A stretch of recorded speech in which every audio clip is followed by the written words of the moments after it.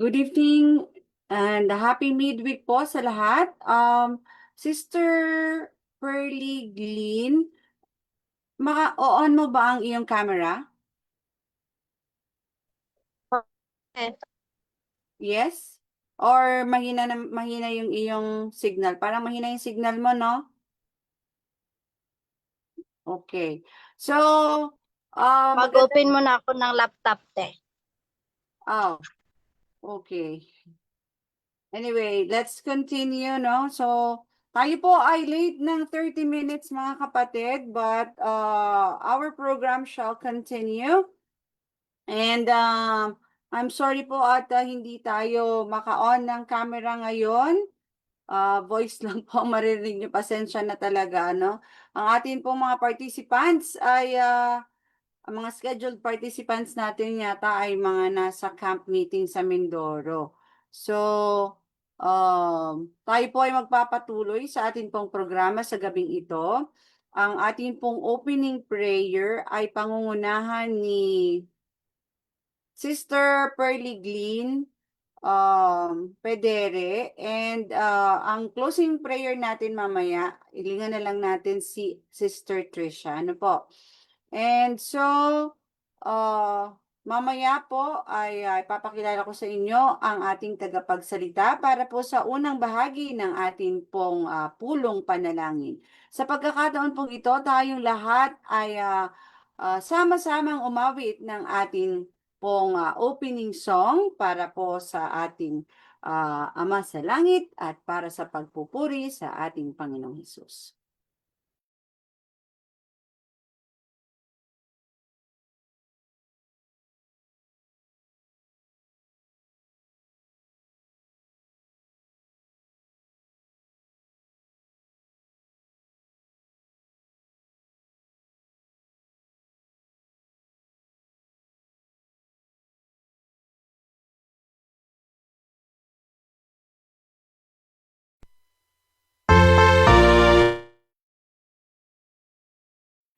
Awitin po natin ang Shelter in the Time of Storm.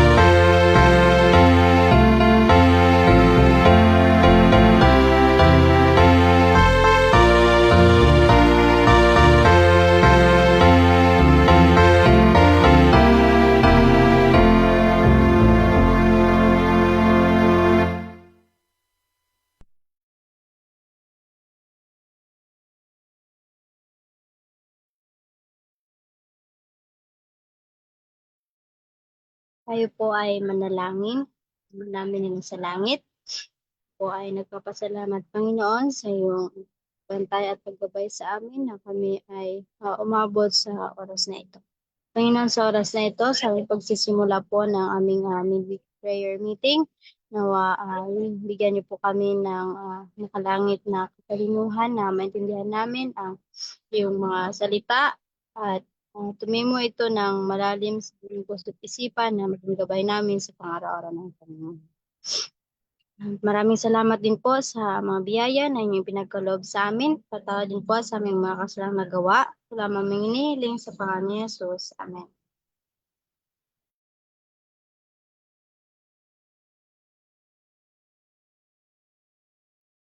Amen. Maraming salamat, Sister Pearly Green. Ngayon po ay mapapakinggan natin ang isang tanging bilang bago tayo dumako sa atin pong lesson sa gabing ito na ipagkakaloob po ni Brother Robert Ortega. Let's listen para sa isang inspirational song.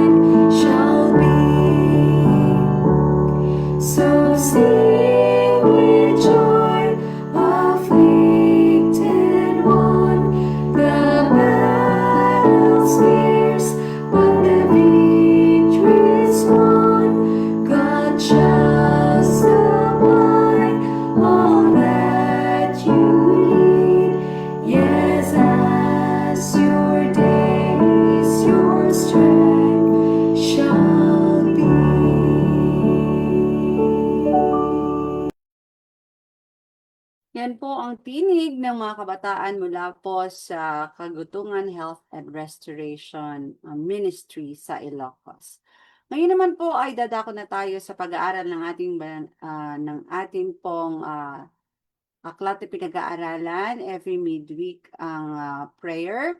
At nasa chapter 26 na po tayo. Ang ating pong tagapanguna sa gabing ito ay walang iba kundi si Brother Robert Ortega.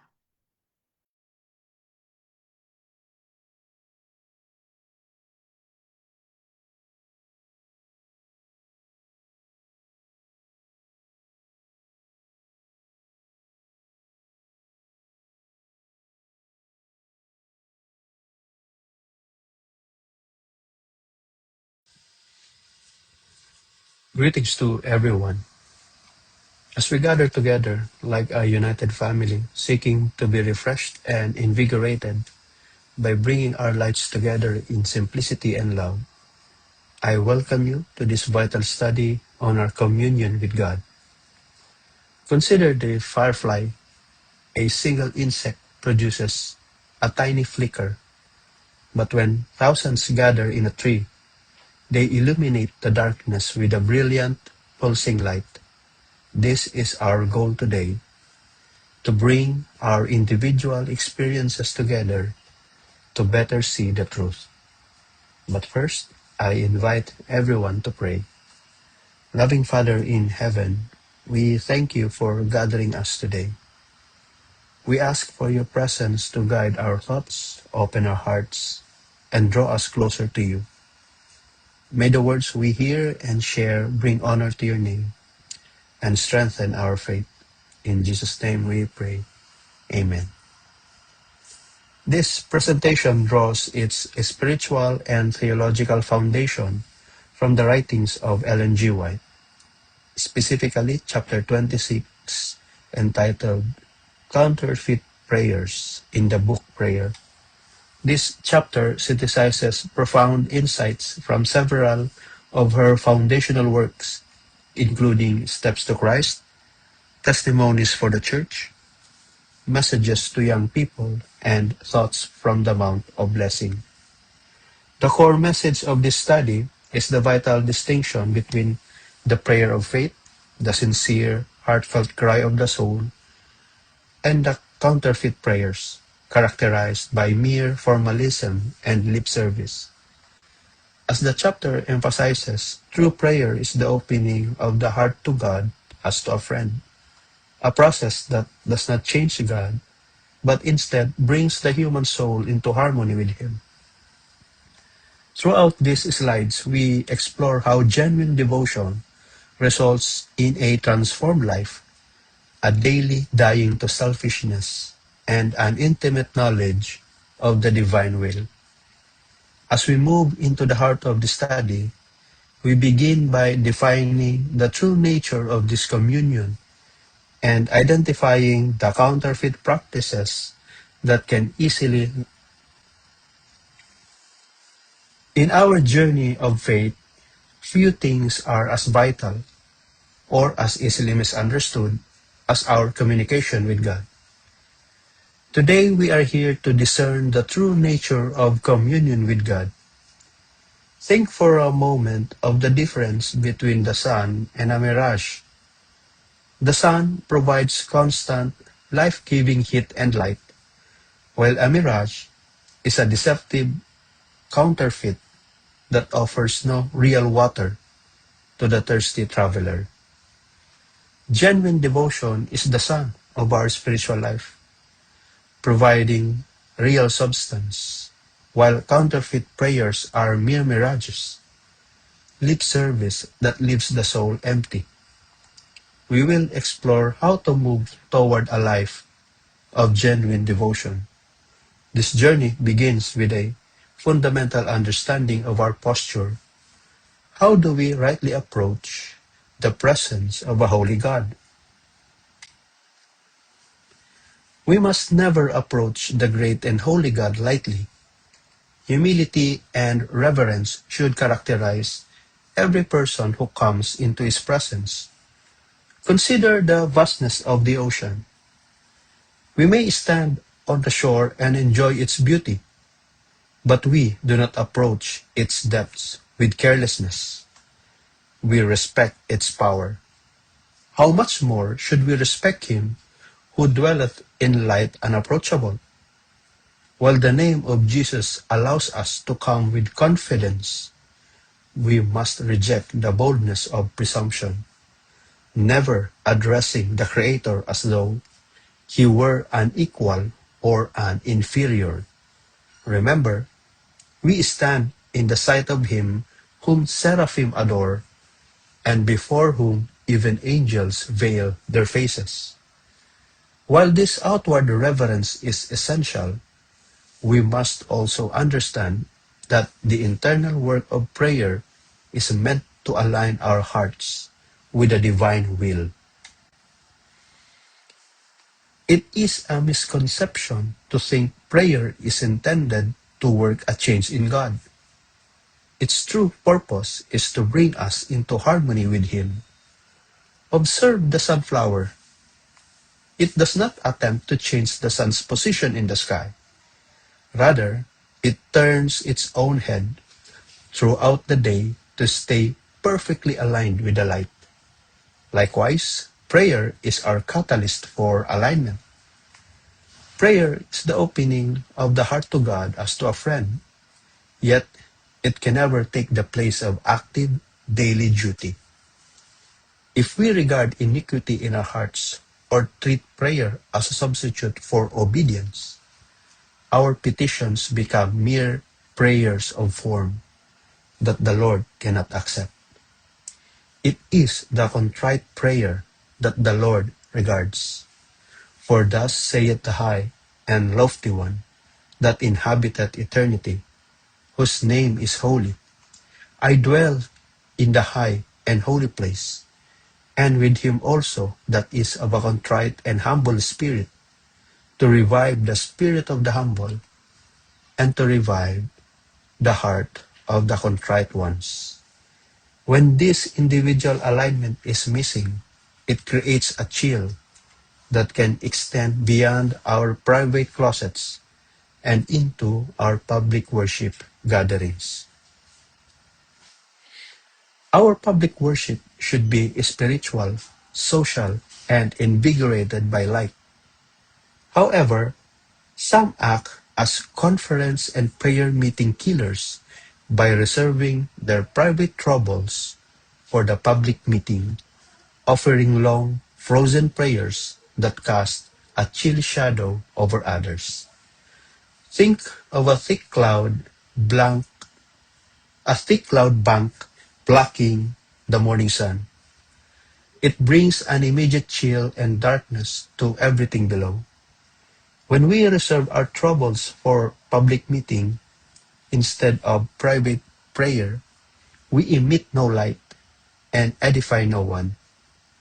Instead, we should meet as a united family, bringing our lights together in simplicity, meekness, and love to be refreshed by the Spirit. Beyond the atmosphere of our meetings, we must also examine the spirit of our expectations when we ask God for specific blessings. We must distinguish between faith and presumption. Observe the seasons. We may plant a seed in the dry or wet season and expect a harvest, but the timing of the rain and the ripening of the fruit are governed by a wisdom higher than our own. To claim that God must answer in the exact way and for the specific thing we desire is presumption. The earnest prayer of faith is never lost, but we must rely upon His sure promise, knowing God is too wise to err and too good to withhold any good thing from those who walk uprightly. Even if an immediate answer is not seen, we trust that the blessing we need most will come in His perfect time. Again, rely upon His sure promise. Ask, and it shall be given you. Trusting God's wisdom also means rejecting the idea that we can earn His favor through the sheer volume or beauty of our words. The idea that long or flowery prayers have merit to atone for sin is a pagan principle of self-expiation. Consider thunder versus rain. Thunder is loud and impressive, but it cannot water the earth. It is the quiet, falling rain that brings life. All the eloquent words at our command are not equivalent to one holy desire. God does not desire ceremonial compliments or vain repetitions from a heart that feels no need. The true offering is the unspoken cry of a heart broken and subdued by a sense of its sin and utter weakness finds its way to the Father of all mercy. If our words do not atone for sin, then the real evidence of a successful prayer life must be found in a transformed character. Prayer is no evidence of conversion if the life remains unchanged. Many are deceived by a temporary rapture of feeling while their actions remain the same. Consider a fruit tree during a sudden summer storm. The leaves may be drenched, and the tree may appear invigorated by a moment, but if it does not eventually bear good fruit, it is not truly healthy. Real conversion is not just a feeling, it is a new heart, which means a new mind, new purposes, and new motives. The true evidence of a soul fastened upon Christ is a daily, hourly dying to selfishness and pride. Just as a plant must continuously draw nourishment from the sun and soil to grow, we must withdraw our affections from the world to work out salvation with fear and trembling.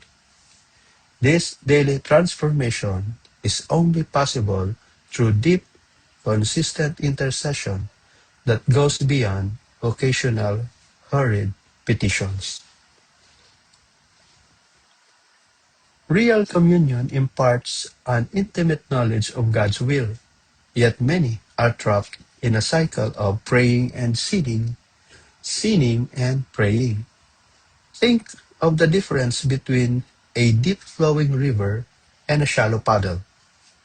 A hurried occasional prayer is like a puddle. It appears quickly after a rain, but evaporates just as fast, leaving no lasting impact. True prayer is like a river. It engages the total energies of the soul and flows consistently, deepening its path and making the believer feel the emptiness of everything else under the heaven. Without this deep habitual communion, there is no real growth in grace, and the life remains full of malice and self-love. As we seek this deep, we must be honest about the internal barriers, like selfishness, that can block this heavenly commerce. God abhors the prayers of those who indulge in covetousness or selfishness. When petitions proceed from self-aspirations, they become dry, stale, and carry no savor of life. Observe a stagnant pond. Because it only collects water and has no outlet to flow toward others, it becomes still, lifeless, and eventually dries up. When our petitions proceed from self-aspirations, they are like that stagnant water. We are exhorted to choose heavenly commerce, like a living mountain spring that flows outward to refresh others. By choosing gifts that redound to God's glory, we secure treasures that cannot be lost in any earthly disaster. Having identified these barriers, let us now systematically compare the counterfeit and the genuine to see where we stand. To diagnose our spiritual state, we must compare the counterfeit with the genuine. Consider a mirror still pond versus one disturbed by ripples. The still water reflects the perfect sky, while the ruffled water provides a distorted image. Is our motivation self-expiation or a cry of weakness? Is the nature of our prayer ceremonial compliments or opening the heart to a friend? Do we focus on a rapture of feeling or a daily dying to self? The result of counterfeit prayer is deceit, while genuine communion leads to an intimate knowledge of His will. This contrast is perhaps nowhere more vividly illustrated than in the biblical account of two men who went up to the temple to pray. The Pharisee and the publican represent the two kinds of prayer, form versus faith. Think of a high, barren mountain peak versus a low, fertile valley. The peak is high and proud, but it gathers no water and remains dry. The valley is low, yet it receives all the life-giving rain from above. The Pharisee's boastful, self-righteous prayer showed a heart closed to the Spirit because he felt no need. In contrast, the publican, burdened by guilt and shame, cried out for divine mercy because his heart was open and his desire was an outburst of passion. He was set free from the power of sin. Like the publican, we are called to move beyond empty rituals and embrace the one true prayer that reaches the throne of grace. In conclusion, we may we replace feeble lip service with a sincere, earnest, and affectionate longing after God. Consider the morning dew. It is simple, quiet, and essential for life. In the same way, let our hearts find their way to the Father of mercy with a simple plea, God, be merciful to me, a sinner. This is the prayer of faith, expressing the simple wants of the soul and expecting the promise to be granted by Him who is too wise to err and too good to withhold any good thing from those who walk uprightly. Thank you for joining me in this study. It has been a true blessing to be with you. May we all go forth with a fresh living experience and with hearts open to God, our Father, seeking that genuine and habitual communion that brings our lives into perfect harmony with Him. Hanggang sa muli at pagpalain po tayong lahat ng ating Panginoon.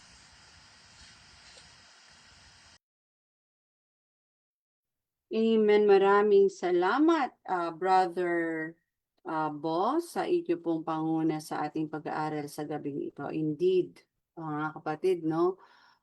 Let's continue to pray that God will be merciful to us. So, sa atin pong pagtatapos ng ating unang bahagi ng ating pong pulong panalangin, ay aawit po tayo ng ating closing song. At pagkatapos ay pangunahan tayo ni Sister Tricia para sa closing prayer.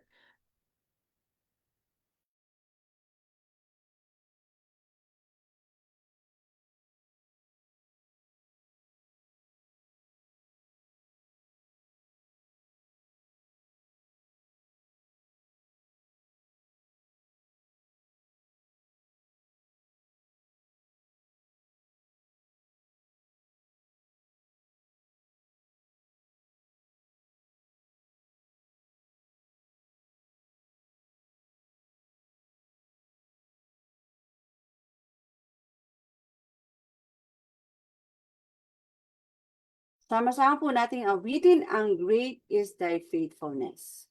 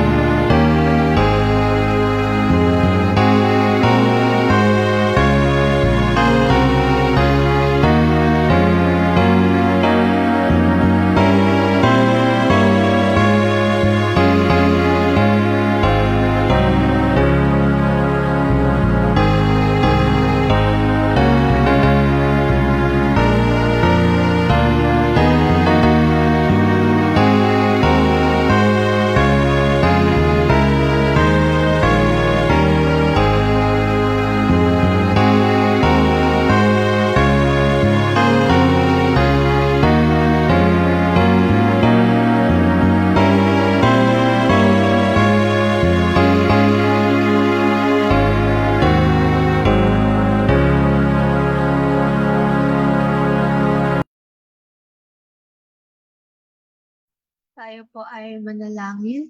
Ama naming banal, ng tahanan niyo po ay nasa kataasan kayo ng langit. Maraming salamat po sa inyo pong pagpapala sa amin sa araw po nito, sa tipo niyo po upang kami po ay magkaroon po ng devotional, upang kami po ay matuto mula po sa inyong mga salita. At salamat po sa aming napakinggang mensahe sa importance po ng prayer and sincere prayer. Tulungan niyo po nawa kami na hindi po kami ma-discourage kung kami man po ay kakaunti dito sa Zoom, bagkus kami po ay mag-press together sa panalangin, at alam po namin na makasama din po namin ang iba pong mga brethren saan man dako sila, ay kasama po namin sila sa pananampalataya at sa purpose po ng inyong dakilang gawain. At patuloy kaming samahan sa amin pong mamayang pagpapanalanginan, at huwag niyo rin po nawa kami pabayaan sa amin pong pagsamantalang pagpapahinga sa gabing ito. Salamat po, Ama, sa inyo pong pakikinig, at humingi po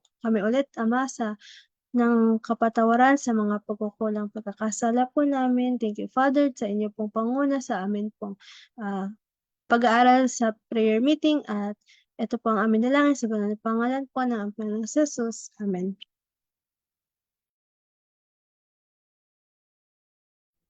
Amen po. Maraming salamat, Sister Tricia. At dito po nagtatapos ang unang bahagi ng ating pong pulong panalangin. Inaanyayahan ko po ang mga nasa Facebook Live na nais na mag-join po sa atin pong second part, ang atin pong mga prayer request. At kung kayo po ay may mga prayer request, pwede nyo pong isulat sa comment section or sa atin pong group chat. God bless po and happy midweek ulit.